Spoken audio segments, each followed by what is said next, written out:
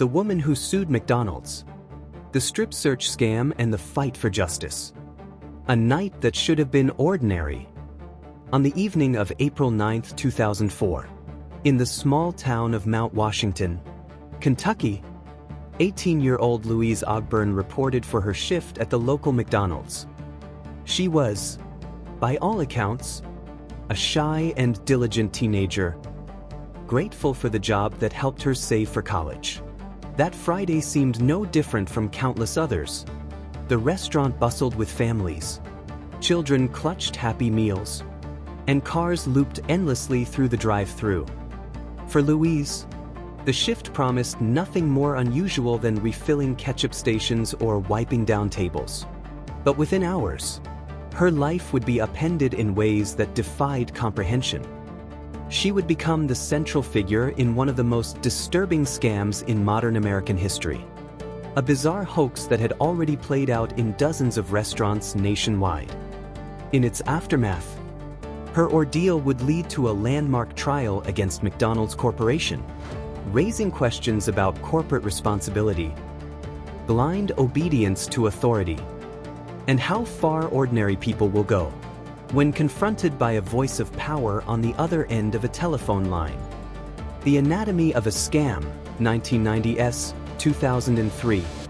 The story of Louise Ogborn cannot be understood without first examining the scam that entrapped her.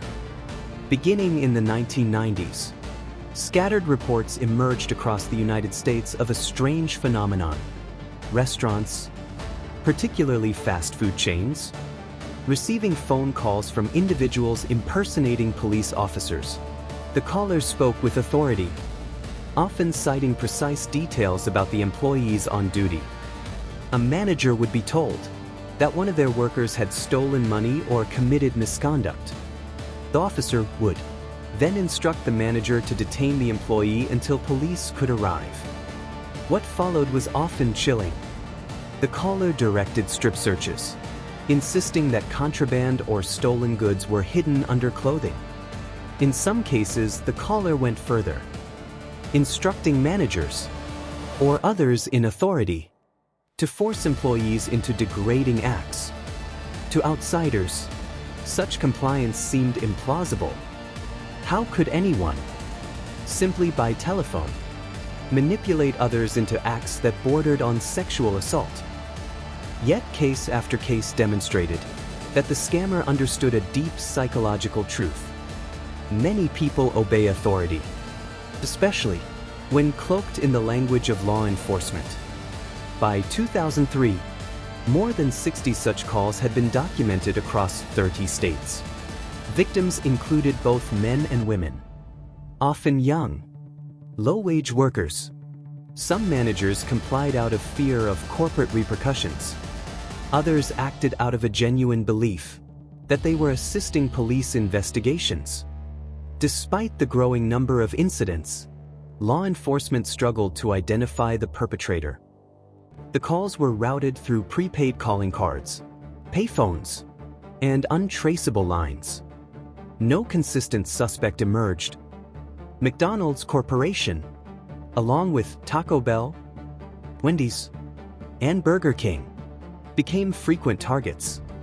Despite internal memos warning about the scam, incidents continued largely unchecked. This backdrop set the stage for what would happen in Mount Washington. The night in Mount Washington, April 2004. On April 9, 2004, at around 4 p.m., the phone rang inside the McDonald's on Mount Washington Road. The manager on duty, Donna Summers, answered. The man on the line introduced himself as Officer Scott, claiming to be from the Mount Washington Police Department.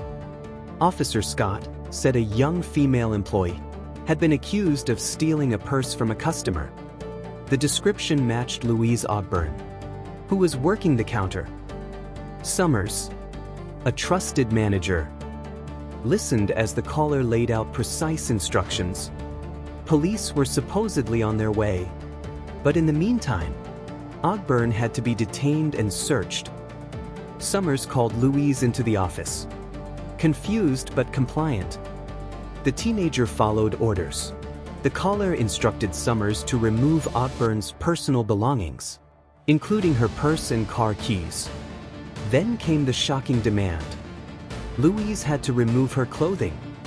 Louise hesitated, but Summers, believing she was following lawful instructions, insisted.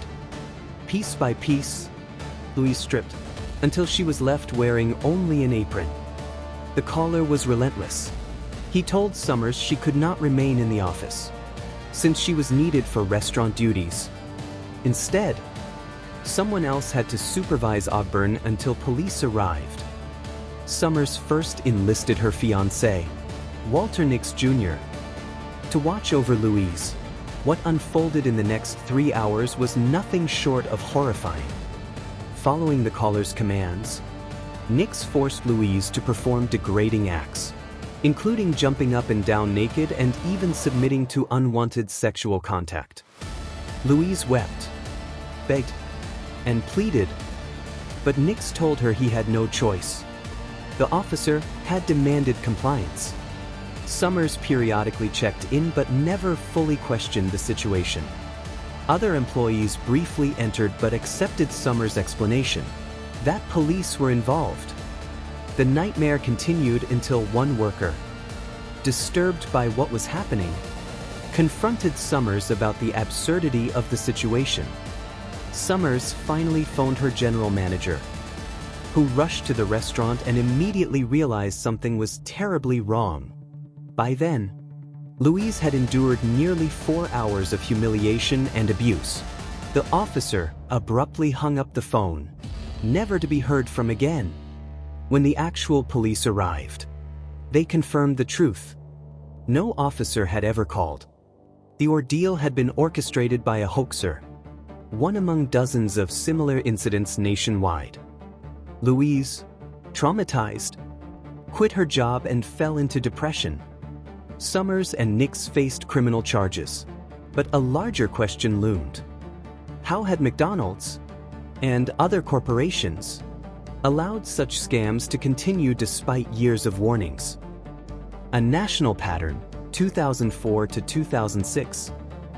As details of the Mount Washington incident emerged, investigators began to connect the dots. Similar calls had occurred in Massachusetts, Georgia, and even Alaska. In 2004, police traced many of the calls to prepaid calling cards purchased in Florida. Surveillance footage from a Walmart showed a man, later identified as David Richard Stewart, a 38-year-old prison guard from Panama City, Florida. Stewart was arrested in June 2004.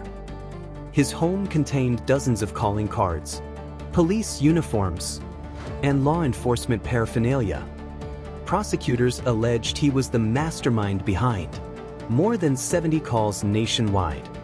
But Stewart's trial ended in acquittal in 2006. The evidence was circumstantial, and jurors could not conclusively link him to the Mount Washington call. The alleged mastermind of the scam remained officially unpunished. Equally shocking was the revelation that McDonald's Corporation had been aware of the scam for years. Internal memos dating back to 1999 warned managers about fraudulent calls. Yet the company had failed to properly disseminate the warnings across all locations. In Mount Washington, neither Summers nor her staff had ever heard of such a scam. This failure of corporate communication became a central issue in the legal battle that followed. The trial and legacy, 2007-present. In 2007, Louise Ogborn filed a civil lawsuit against McDonald's Corporation, the local franchise owner, and others involved. Her legal team argued that McDonald's had known about the scam, but failed to protect employees. The corporation denied responsibility, claiming the incident was the fault of rogue individuals, not systemic negligence. The trial captivated national media. Witnesses described the degrading acts Ogborn had been forced to endure. Corporate executives were questioned about ignored warnings. After weeks of testimony, The jury delivered its verdict. McDonald's was liable. Ogborn was awarded $1.1 million in damages, including punitive damages intended to punish the corporation for negligence, though the amount was later reduced on appeal. The case sent shockwaves through corporate America. The Ogborn case became a chilling study in obedience to authority. Psychologists compared it to the famous Milgram experiments of the 1960s, which revealed how ordinary people could commit harmful acts when instructed by an authority figure. For corporations, the case underscored the need for better training, stronger communication, and accountability at every level. McDonald's implemented new protocols, ensuring employees were warned about scams and encouraged to question suspicious directives. For Louise Ogborn, the scars remained. She largely withdrew from public life. Her ordeal a reminder of how a simple shift at work had spiraled into a national scandal. A voice on the line. At its core, the story of Louise Ogborn is about more than a hoax phone call. It is about the power of authority, the vulnerability of workers, and the responsibility of corporations to protect their people. A single voice on the line manipulated a trusted manager, a fiancé, and an entire workplace into participating in acts they never imagined possible. Louise's courage in confronting McDonald's and winning ensured that her story would not be forgotten. It stands today as both a warning and a lesson. Vigilance, skepticism, and accountability remain the only true defenses against exploitation. If this story shocked you, there's more. Our Rise and Fall series exposes the truth behind the biggest names in tech, money, and media. Subscribe to never miss the next twist.